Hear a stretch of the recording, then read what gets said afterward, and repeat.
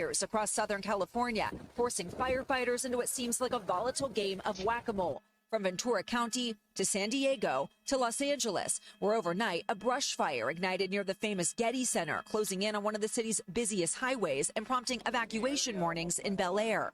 I can see it spreading in both directions.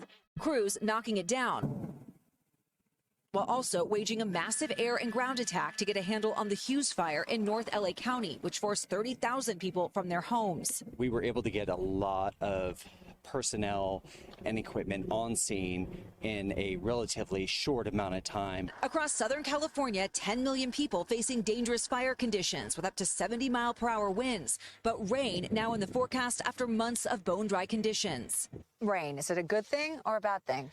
Right now, what's predicted looks like a good thing because it's not a lot, but we're not taking any chances. The rain is also bringing concerns about mudslides with unstable land and the burn scars and all this toxic debris.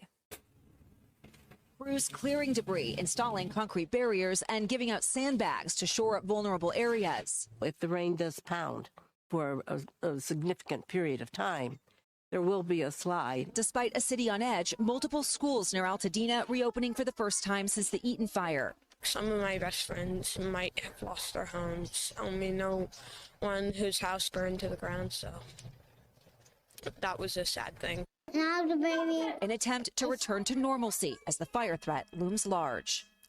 Liz, what do we know about President Trump's plans to visit Los Angeles?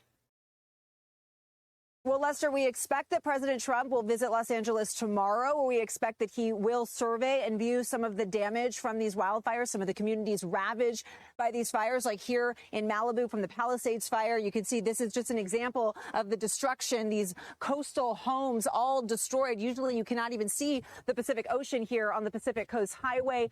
Meanwhile, state officials here in California say that they have now secured $2.5 billion in state funding, which will be specifically targeted, they say, to clean up and recovery here in Los Angeles.